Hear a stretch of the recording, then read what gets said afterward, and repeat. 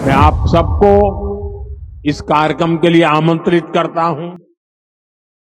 इस यात्रा में आप पुरी में महाप्रभु जगन्नाथ जी का आशीर्वाद ले सकते हैं।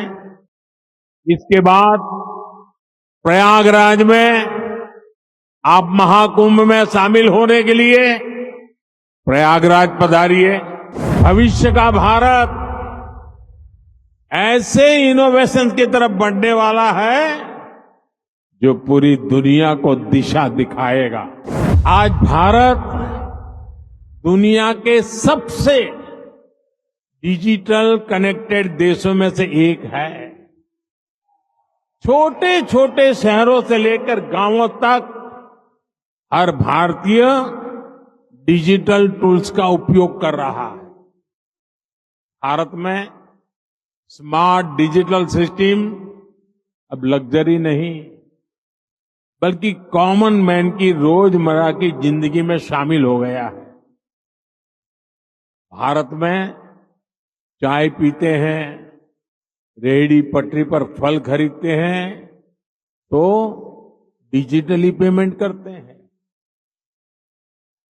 राशन मंगाना है, खाना मंगाना है, फल सब्जियां मंगानी है, घर का फुटकर सामान मंगाना है, बहुत कम समय में ही डिलीवरी हो जाती है और पेमेंट भी फोन से ही हो जाता है। डॉक्यूमेंट्स रखने के लिए लोगों के पास डिजी लॉकर है। एयरपोर्ट पर सीमलेस ट्रैवल के लिए लोगों के पास डिजी यात्रा है। टोल बूथ पर समय बचाने के लिए लोगों के पास फास्टैग है। भारत लगातार डिजिटली स्मार्ट हो रहा है और ये तो अभी शुरुआत है। भविष्य का भारत ऐसे इनोवेशन की तरफ बढ़ने वाला है जो पूरी दुनिया को दिशा दिखाएगा। भविष्य का भारत दुनिया के विकास का हब होगा, दुनिया का ग्रोथ इंजन होगा। वो समय दूर नहीं जब भारत दुनिया का ग्रीन एनर्जी हब होगा, फार्मा हब होगा, इलेक्ट्रॉनिक्स हब होगा, ऑटोमोबाइल हब होगा, सेमीकंडक्टर हब होगा, लीगल इंश्योरेंस हब होगा, कॉन्ट्रैक्टिंग कॉमर्शियल हब होगा। आप देखेंगे जब दुनिया के बड़े बड़े इकोनॉमिक सेंटर्स भारत में होंगे।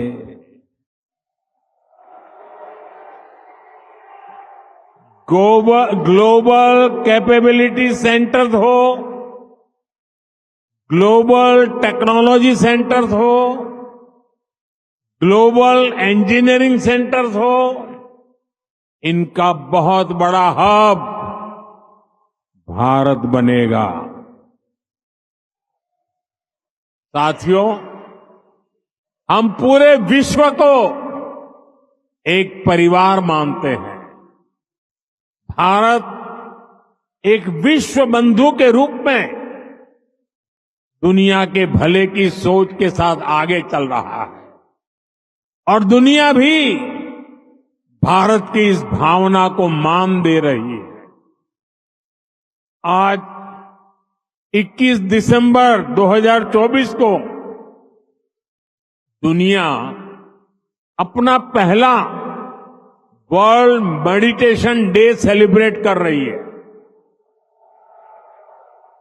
ये भारत की हजारों वर्षों की मेडिटेशन परंपरा को ही समर्पित है।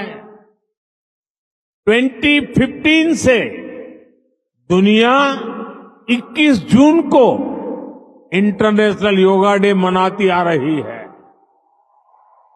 ये भी भारत की योग परंपरा को समर्पित है। साल 2023 को दुनिया ने इंटरनेशनल मिलेट ईयर के रूप में मनाया। ये भी भारत के प्रयासों और प्रस्ताव से ही संभव हो सका। आज भारत का योग दुनिया के हर रीजन को जोड़ रहा है। आज भारत की ट्रेडिशनल मेडिसिन, हमारा आयुर्वेद, हमारे आयुष प्रोडक्ट ग्लोबल वेलनेस को समृद्ध कर रहे हैं। आज हमारे सुपर फूड मिलेट्स, हमारे श्री अन्न, न्यूट्रिशन और हेल्दी लाइफस्टाइल का बड़ा आधार बन रहे हैं। आज नालंदा से लेकर IITs तक का हमारा knowledge system global knowledge ecosystem को स्ट्रेंथ दे रहा है। आज भारत ग्लोबल कनेक्टिविटी की भी एक अहम कड़ी बन रहा है। पिछले साल भारत में हुए G20 सम्मेलन के दौरान Bharat middle east Europe corridor की घोषणा हुई थी। ये कॉरिडोर भविष्य की दुनिया को नई दिशा देने वाला है। साथियों, विकसित भारत की यात्रा आप सभी के सहयोग, भारतीय डायस्पोरा की भागीदारी के बिना अधूरी है। मैं आप सभी को विकसित भारत के संकल्प से जुड़ने के लिए आमंत्रित करता हूं। नए साल का पहला महीना 2025 का जनवरी इस बार अनेक राष्ट्रीय उत्सवों का महीना होने वाला है। इसी साल 8 से 10 जनवरी तक भुवनेश्वर में प्रवासी भारतीय दिवस का आयोजन होगा। दुनिया भर से लोग आएंगे। मैं आप सबको इस कार्यक्रम के लिए आमंत्रित करता हूं। इस यात्रा में आप पुरी में महाप्रभु जगन्नाथ जी का आशीर्वाद ले सकते हैं। इसके बाद प्रयागराज में आप महाकुंभ में शामिल होने के लिए प्रयागराज पधारिए। ये 13 जनवरी से 26 फरवरी तक चलने वाला है, करीब 1.5 महीना। 26 जनवरी को आप गणतंत्र दिवस देखकर ही वापस लौटिए। और हां, आप अपने कुवैती दोस्तों को भी भारत लाइए, उनको भारत घुमाइए। यहां पर कभी एक समय था, यहां पर कभी श्री दिलीप कुमार साहब ने पहले भारतीय रेस्तोरां का उद्घाटन किया था। भारत का असली जायका तो वहां जाकर ही पता चलेगा। इसलिए अपने कुवैती दोस्तों को इसके लिए जरूर तैयार करना है। साथियों, मैं जानता हूं कि आप सभी आज से शुरू हो रहे अरेबियन गल्फ कप के लिए भी बहुत उत्सुक है। आप कुवैत की टीम को चीयर करने के लिए तत्पर है। मैं हिज हाइनेस द अमीर का आभारी हूं।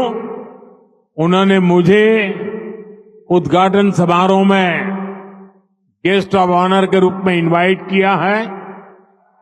ये दिखाता है कि रॉयल फैमिली, कुवैत की सरकार आप सभी का, भारत का कितना सम्मान करती है। भारत कुवैत रिश्तों को आप सभी ऐसे ही सशक्त करते रहे, इसी कामना के साथ फिर से आप सभी का बहुत बहुत धन्यवाद। भारत माता की, भारत माता की, भारत माता की। बहुत बहुत धन्यवाद।